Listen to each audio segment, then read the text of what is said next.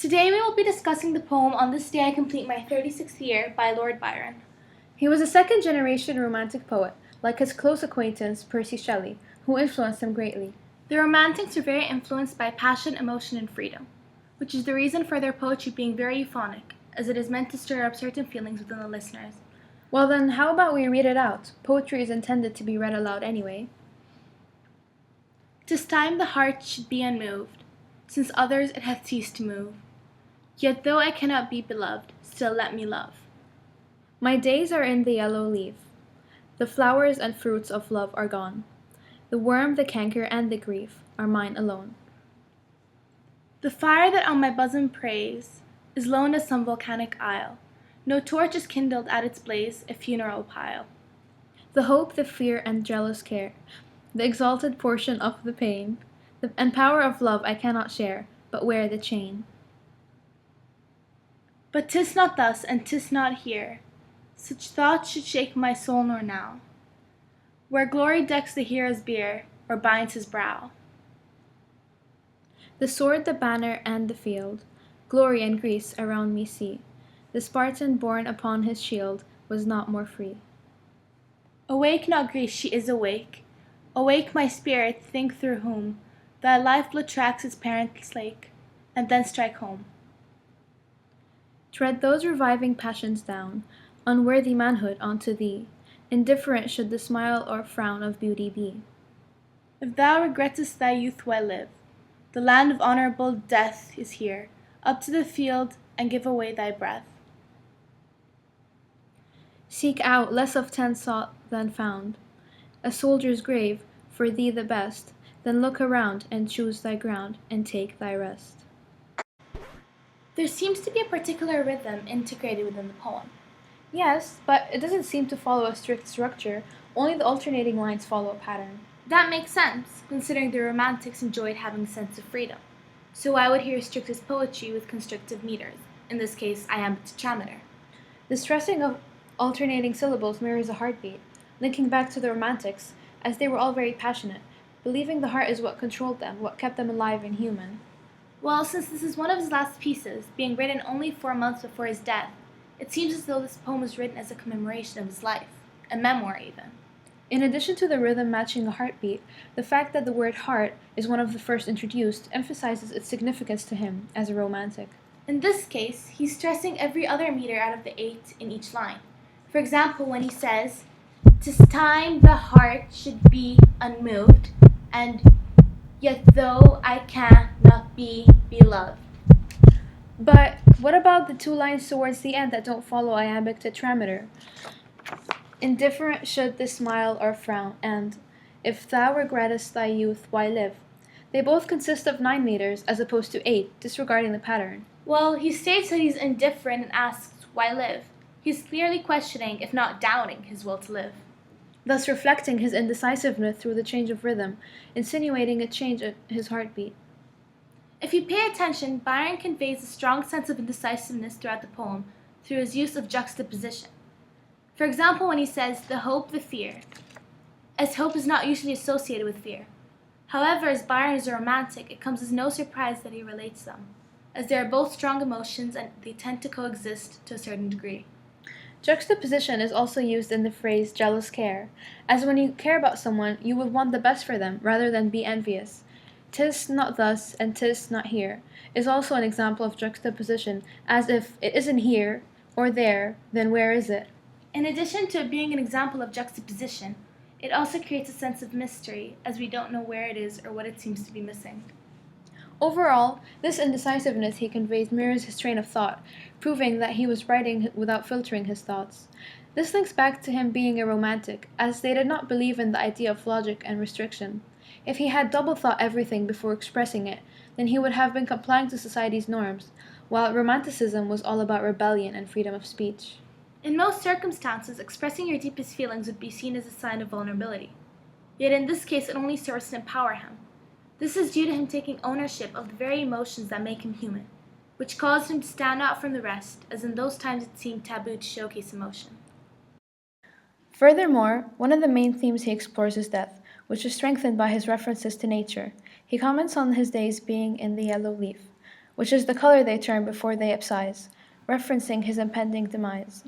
This is quite paradoxical because, as a romantic, he sees mortality as a component of humanity rather than being something to dread.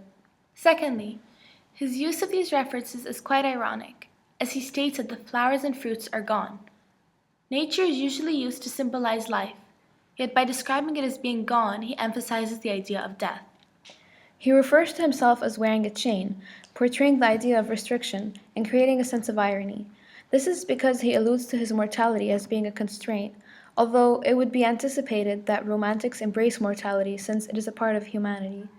Cremation is another semantic field that is present in the poem, but it is almost a subsection in the main field of death. He connotes this through his diction, as he uses fire, torch, and funeral. This could be because the cremation of Shelley deeply affected him, and is one of the most prominent memories he has in relation to death. Right. In fact, wasn't Shelley simply cremated for convenience and not by choice? Because then it could relate to the fact that he ends the poem by saying, "Choose thy ground," proving that he wants to have the choice that was stripped away from his beloved colleague. In addition to that, another reason for his need for choice is because Romanticism revolves around the people's right to make their own decisions. Another main idea conveyed by the poet is loneliness. But has he not been in many relationships? He has, but they never ended well, perhaps leading him to the belief that he cannot be beloved. The use of cannot as opposed to am not highlights his insecurities, causing him to fear the idea of dying alone. He also indicates his loneliness by mentioning that the worm, canker, and grief are his alone. All these words have negative connotations, adding to his belief that he's alone in his misery.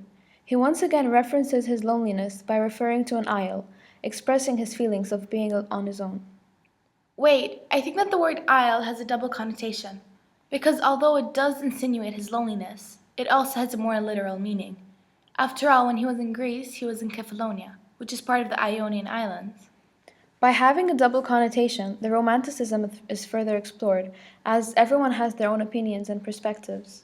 He tends to list emotions and objects throughout the poem, using caesura. For instance, when he states the hope, the fear, the jealous care, and the sword, the banner.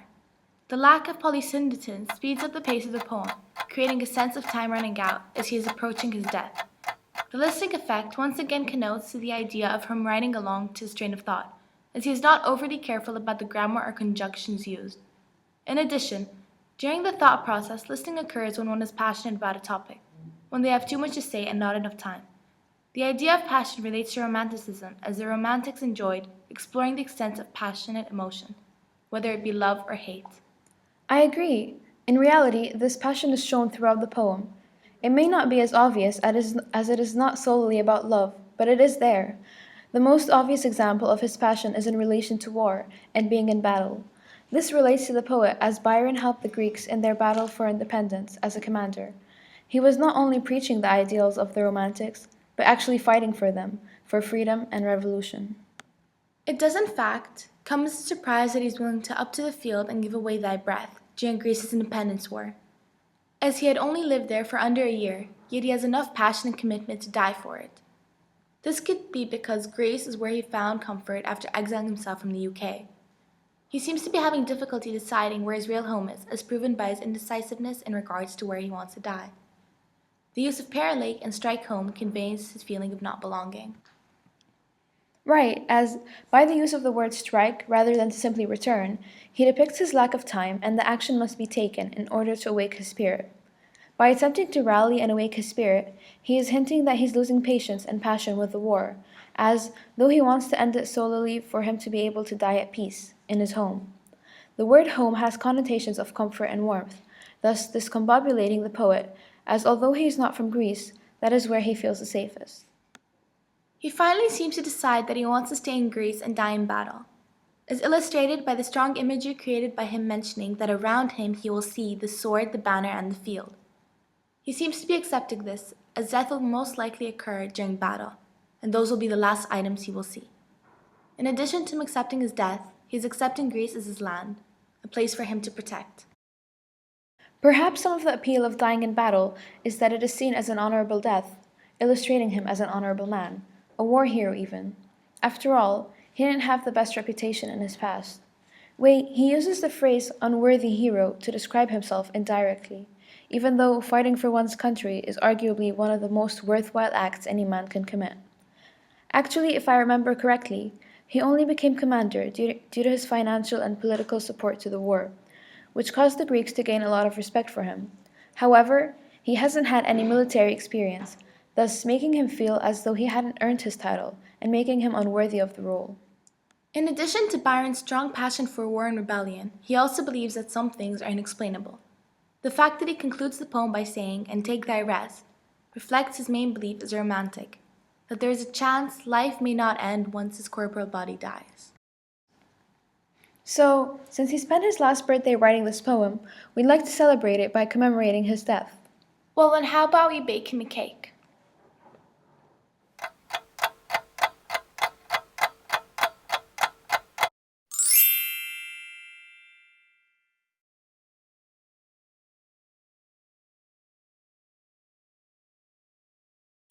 For the rest of you, we have cupcakes with the main ideas of the poem written on them, in Greek.